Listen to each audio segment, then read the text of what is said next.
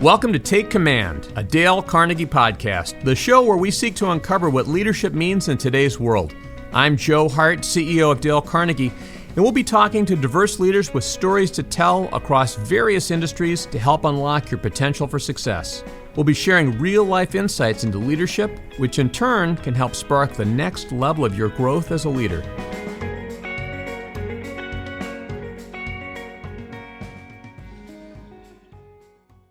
In her time as an executive, today's guest has worked her way through the ranks at a who's who of American retailers, serving as Senior Vice President at retailers such as Talbot, Gap, and Zales, before venturing out on her own with the focus of giving back to the community. I'm happy to welcome CEO and founder of Gifting Brands, Jeannie Barsam. Jeannie, welcome to the show. Thank you. Terrific to see you and to have you here with us today. I'm so happy to be here. Well, Jeannie, you have a really incredible story to tell. I mean, just in terms of kind of where you started and how you've developed your career and how you started Gifting Brands. Tell us a little bit about your personal journey. So I guess I would have to say my personal journey starts back as a child. I always was very adventurous and had no fear. In fact, growing up, our family competed in water skiing, and it was called speed skiing. It was see how fast you could go. It was almost like a car race. They drop the flag and everybody gets up and you ski as fast as you can for usually about 20 miles, and whoever crosses the finish line first is the winner. This was a family thing you did? This was a family affair. My mom, my dad, I had 5 brothers and sisters, and then eventually 6. And so I started racing when I was 9 years old. And by the time I was 17, I actually was a 2-time national champion and had the opportunity to go with the U.S. ski team to Australia. And at that time, my goal in life was to break the women's world speed record, which was 105 miles an hour in water skiing. And I was going to go with the U.S. ski team to Australia, and I was practicing for a race. And I kind of made my dad take me to the lake. We had a speedboat, and I skied behind our boat. And I was practicing, and I kept giving him the thumbs up, even though I knew the conditions of the water weren't right for skiing that fast. And I think I was going about 85 miles an hour, and I fell flat on my face. I snapped my neck and broke my neck. Oh my gosh. And so back then there were no cell phones. My dad was a policeman, and so he knew what to do in emergency. So he quickly got me to the hospital. We didn't know my neck was broken. And I feel like God gave me a second chance. I walked into the hospital, which could have actually made me paralyzed. But by a miracle, I wasn't paralyzed. They immediately got me on a gurney and, got me in neck braces and so on. And the funny story then is, after this happened, I was planning to go to college, and I knew I had to work while I went to college, and my parents couldn't afford to send us all to college on their own. And I needed a full-time job. So how I started my retail career was I went to the local department store called Gottschalk's in Fresno, California, and it happened to be their corporate office as well. At that time, they had, I think, 15 or 20 stores, department stores. They were similar to a Macy's back then. And I went in with a neck brace still on and said, I would like you to hire me. Of course, for liability reasons, they said, we'd love to talk to you, but come back after you get your neck brace off. But again, I was determined. So I did that. I came back a few months later after my neck brace was off. And that's what really started my journey. I worked my way through college, going to school at night, working full-time at the department store, starting at the bottom as a salesperson, working my way up. In fact, by the time I graduated, I had already become an assistant buyer. I had the privilege of working directly for the GMM of the company as his special assistant. I did special projects.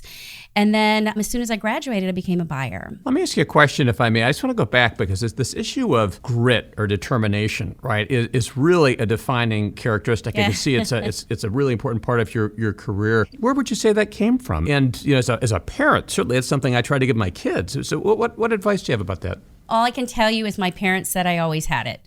I was premature when I was born. I was 4 pounds, and my parents said I came out fighting, and I was in ICU for a few weeks, and I was always I was always kind of competing against my brothers and sisters, but in a positive way. So you then advanced, that first job, you advanced very quickly. What advice would you have? How did you advance so quickly? What were some of the secrets that you had there? Especially nowadays, it's important for people to get different experiences throughout their career. And I was always curious, and I always asked for more responsibility. I was curious. I wanted to learn marketing even when I wasn't even a buyer yet. So I got involved in, back then, all there was really newspaper and radio. But I got involved in things because I was curious. And when you're curious like that, people want to help. And I took on mentors and advisors along the way. Talk about that a little, if you would. Who were some of the mentors that you had, and in what ways did they help you really kind of accelerate your career? You know, I'm fortunate. I worked for some really great leaders and some industry legends like Mickey Drexler with Gap, Jenny Ming, who actually started Old Navy, and some great leaders like Theo Killian, who is actually one of my friends and mentors now. He was the CEO of Zales, and he's now the chairman of the board for Tailored Brands, as well as chairman of the board for A Better Chance, which he actually went through when he was a kid. He's actually one of the first African-American CEOs ever. And he got his chance through this nonprofit, A Better Chance, when he was in high school. And they helped him go to a great college and really jumpstart his career as well. So really, you need people around you to help. You can't do it on your own. You need to take mentors. You need to seek people out because people truly do want to help if you find the right people. Yeah, and was that difficult for you to gain those people as mentors? Did they just take you under their wing, or? I think, again, when you're curious and you show interest and value, that you add value to the company, they're going to want to help you as much as they can. If you just want to take and use them, then, people are not going to want to give back. But if they see that you have value and the time and energy they put in your career, they're going to see a payback, then they're going to want to help you. Yeah, it's just interesting as I hear you talk about this. I mean, it really is relationship, right? It's totally relationships. You were building trust. They could rely on you. They wanted to give you more to help you. And so it really was kind of one of those proverbial win-win types of situations. Absolutely. And even now, I try to do the same. So, I'll use my daughter as an example. She followed in my footsteps, and she's now a buyer for a large jewelry company. I'm a mentor to her. I'm a mentor to her friends and a lot of other newer retail junior executives. And I just love doing it. That's awesome. Talk a little bit about your progression through the leadership at Gap and Zales, right up until the time that you left to found Gifting Brands. Gap was a great training ground, and they still are. They invest in their people. They invest in their management training programs. They invest in their leaders and give them training and development, similar to, like Dale Carnegie, et cetera. And so I have to say that was the second company. I also worked with Target, who also invested in people. But, I guess my advice there is for somebody new just starting out, it's important to work for a company that invests in their team and spends the time and energy to give the training and the development. Because, one of the questions that you had asked me earlier, have you always been a leader? And as I kind of said before, yes, I have. But it took the training and the development to become a good leader. You can be a leader and you can be terrible at it, but you can be a leader and take advantage of all the training and things that are out there. And especially now with YouTube and all the great TED Talks and all the great books that are out there by people like, Simon Sinek with Find Your Why. There's so many things. I have to say that back when I was going up through the retail career, I expected the company to give me that training. I didn't invest in it myself. And now there's so much opportunity for people to do it on their own and invest not only with a company, but for yourself. And I highly recommend that. Completely agree. And it seems like a lot of times it is up to the person to go out and seek where are the opportunities for me to grow. Let me ask Jeannie a little bit about what are some of the traits that you'd say define a great leader? I think a great leader truly has to genuinely care about their team because, you can be a leader, but if you don't have a great team behind you and a team that wants to follow your vision, you're not going to go anywhere and you're not going to be successful. So you have to be genuine and sincere about your team. You have to give them a purpose and a passion and a reason to get up every day and go to work. They want to be motivated. They want to feel that the work they're doing is important and valuable to the company, valuable today, especially to society, which is one of the reasons I started Gifting Brands. Is even consumers prefer to shop with companies who are giving back now and are more sustainable. And I think we do that with Gifting Brands. And I want to ask you about Gifting Brands. And right before we do, I want to ask you a little bit about what was the position that you held right before you started Gifting Brands? So I was the senior vice president at Zales, and I oversaw merchandise planning and allocation. So my role in the company was not only handling the financials of all the product categories, and my team handled it, as well as working with the CEO and the leadership. I was part of the senior leadership team to drive the strategy across the company. And we ended up getting bought out by Signet, which owns Kay and Jared. And my job was eliminated. So I had to make the decision, do I want to go back and work for another company, or do I want to try to do something on my own? And that's when I made the decision that I want to try to go out on my own and take that big leap. Well, let's talk about that, because this podcast is all about taking command. Yeah. And certainly you went from a very strong, established trajectory within a company. You could have easily gone in top leadership of a major company, very secure, very lucrative. But you chose a different path, and you chose really to start something. Talk about what led you to make, you're at that fork in the road, so to speak. What led you to do that? Was that a hard decision for you? What did it feel like making that decision?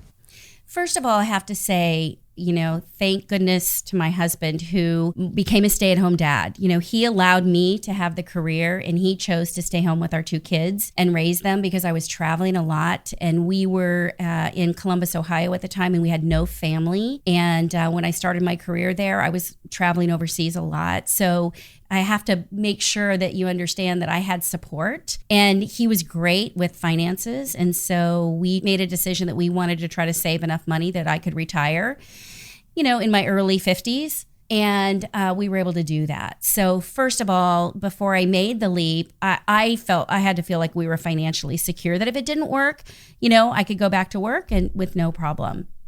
But one of the reasons that I came up with the idea about gifting brands is when I was at Zales, we had $1 million of inventory that when we got bought out, we were able to write off. And it was more expensive inventory. And so being the owner of the inventory for the company, I started researching nonprofits and charities to see if we could donate it and convert it to cash. And at the time, this was in 2014, Cash for Cars was really big. So you could donate your car, it would be sold, and then the cash would go to a charity. So I researched, but I couldn't find anyone doing that for luxury companies or brands, private label brands. And so I decided to research it, and I came up with a strategy, talked with some of my mentors and leaders about it. They loved the idea and said they would support me.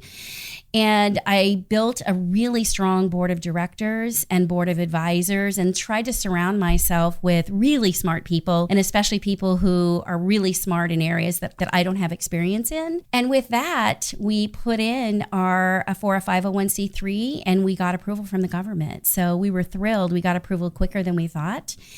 Having that backing, again, relationships and people. So many people have come to me and said, tell me what I can do. When you're ready, I want to be part of this, and let me know how I can help you. Whether that's starting kind of a loyalty program and building our tribe, or whether that's connecting with brands and with other executives of companies that I don't know, or even, we've got a lot of people doing pro bono help. I have a woman who's helping me who is a leader in the nonprofit business, and she's really great at marketing, and she's giving her services for free.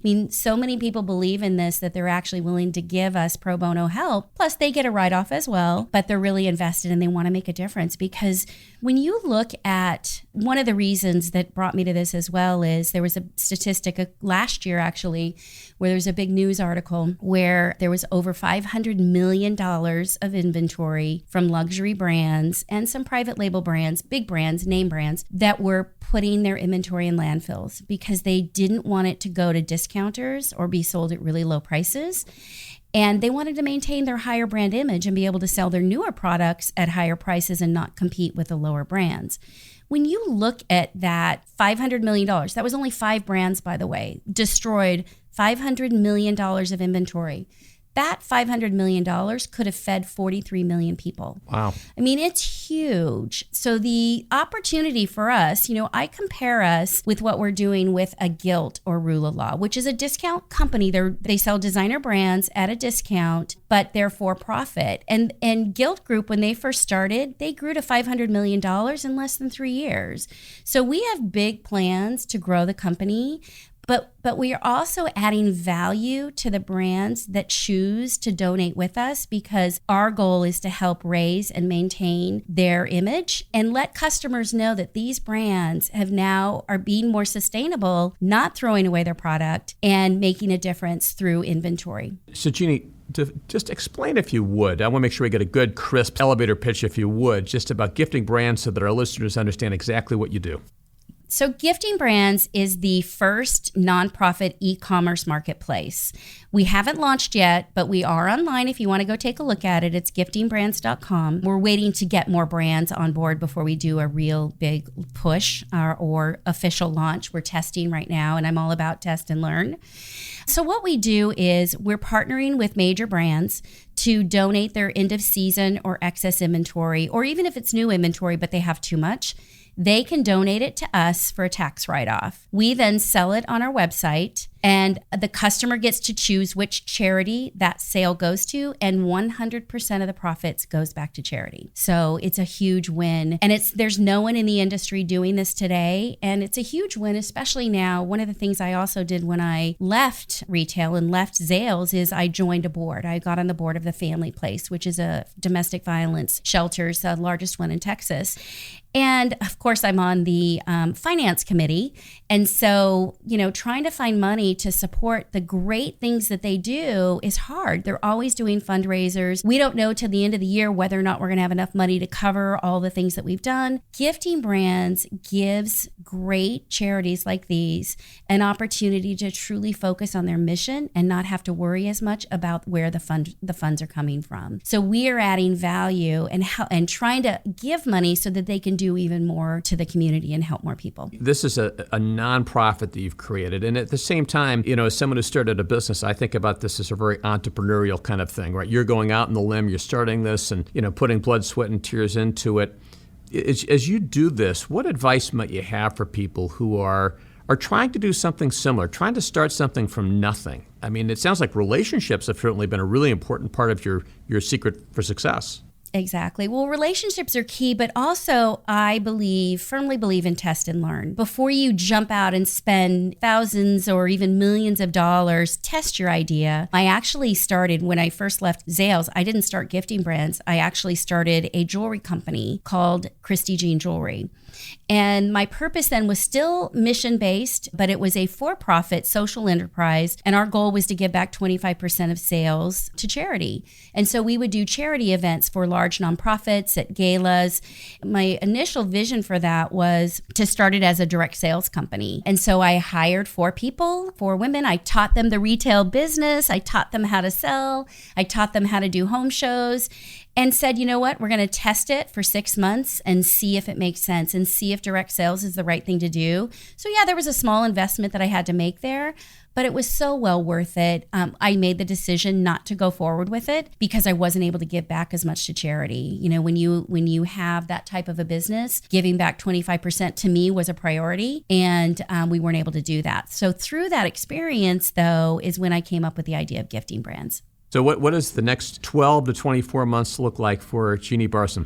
So for us, we have kind of a two-pronged approach with getting the message out about Gifting Brands. And first, we need to let the retail industry know that we're out there and that we're a solution for them to be able to manage their excess inventory and actually get a tax write-off for it and do good. And we're also a sustainable option for them so they don't have to destroy or put their inventory in landfills. So that's the first message right now. So podcasts like this is perfect to get the word out about what we're doing. And then phase 2 is once we feel like we have a nice, well-rounded assortment on our website, then we'll do a big launch to the public. And thank goodness, news media, everybody's excited about it. I put a lot of media on hold. They know we're coming, they know we're launching, but we want to really do it when we have a really good assortment and a great assortment of brands.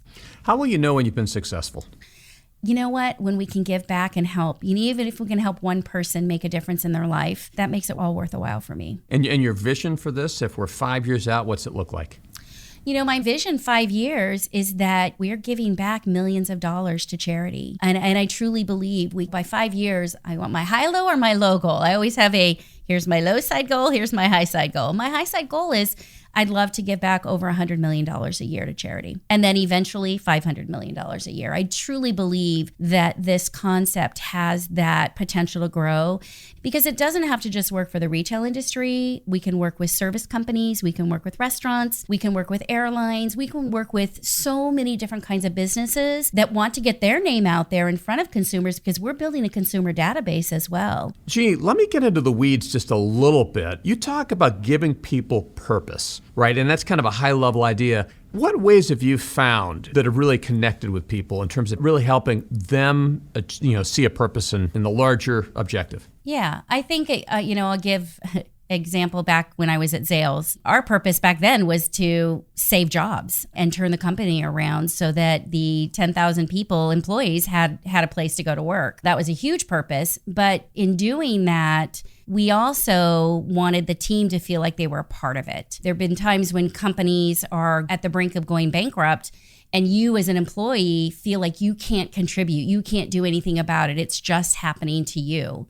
And one of the things that we did at Zales with Theo, who was our leader at the time, the CEO, he hired a great group of senior executives, including myself, and we worked together to come up with what is the company's purpose. First of all, our purpose was to serve our customer. And in doing that, how do we then give them the product that they wanted so that we could keep this company running and actually turn a profit? So we set clear direction. We were communicated constantly with our team, and we tried to inspire them by listening because you know what? Many of these people had been there for 10 to 15 years. They knew why the company was failing. There were 10 prior CEOs changing directions, changing strategy, and not listening to what the customer was wanting. But because they were in merchandising or within planning, they knew what the customer wanted. And it was really a matter of listening to what worked, what didn't work, and then making them feel like they were important and valued and using them or using their ideas to help turn the company around. I mean,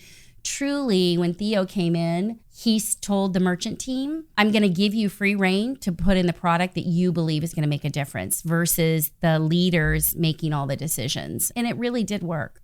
Well, it sounds like that trust that Theo showed combined with really that effort to listen and to show people the respect of hearing their ideas. Maybe that was something that really helped people feel more connected to the larger purpose. You know, one thing we talk about in Dale Carnegie is that people support a world they help create. And that sounds like it's exactly what you did there. And by creating that, they could have, a lot of the team members could have left, but once we laid out the overall vision and strategy, and they were inspired about where the company was going and the fact that we really could turn this ship around, they were inspired and they stayed with us. And many of the team members are, still there, and now they've been there 20 years.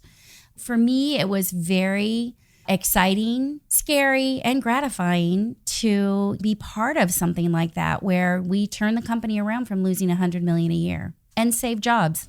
Just a couple more questions. One is around the people side of the business, because so much of what is critical in terms of what you've done in your career thus far and in what you're doing right now really is around influence and motivation of people. How do you do that? What are some pieces of advice you might give us about bringing out the best in other people?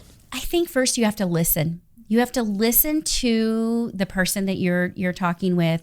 You have to genuinely care and genuinely and sincerely want to learn about them, want to understand what their wants and needs are. Whether it's somebody working for a big business, you have to understand for a company to work with us and a big brand to say, yes, we want to be part of gifting brands, it has to be a win-win for them as well.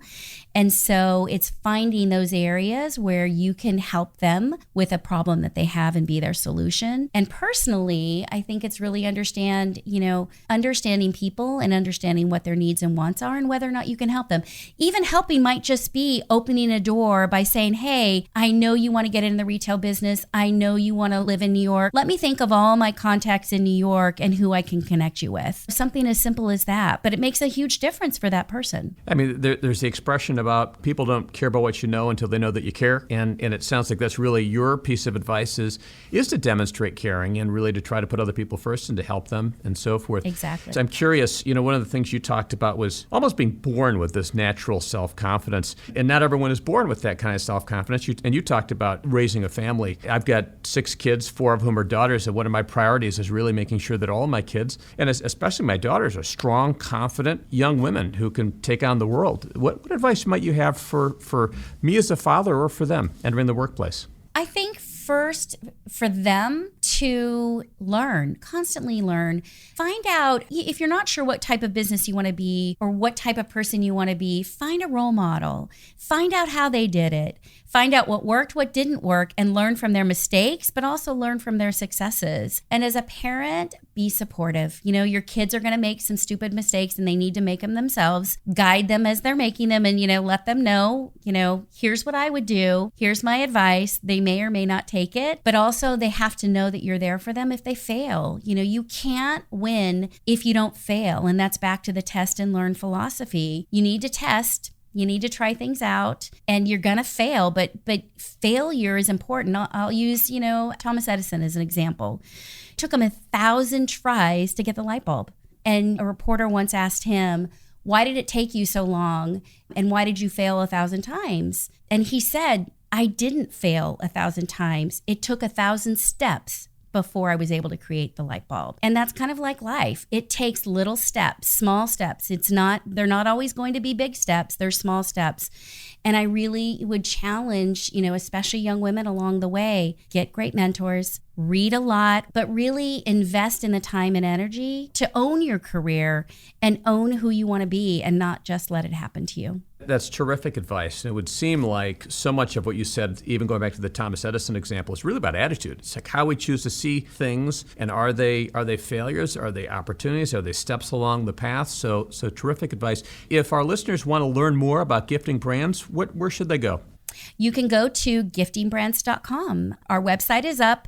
We do have a few products that we're testing right now. You can purchase, although we haven't really told the public. But if you want to learn more about us, you can go to giftingbrands.com. Okay, so the public doesn't know, but our listeners do, so they can get on and start getting those deals. Yes, you get the first view. Please send us emails or go to my LinkedIn or go to our Facebook page and give us some advice or pointers if you like or you don't like what you see. Awesome. Well, Jeannie, thank you so much for your time today. Great talking to you and wishing you all the best. Thank you. Good luck to you and all the best. Thank you. And to your daughters. Thank you. Thanks so much for listening to the show this week, and I hope you enjoyed this edition of Take Command, a Dale Carnegie podcast. This episode was recorded by Aaron Payton and Bob Auld and edited and mixed by Justin D. Wright of Seaplane Armada. Please consider rating this episode and subscribing to us on iTunes, Spotify, Stitcher, or wherever you get your podcasts.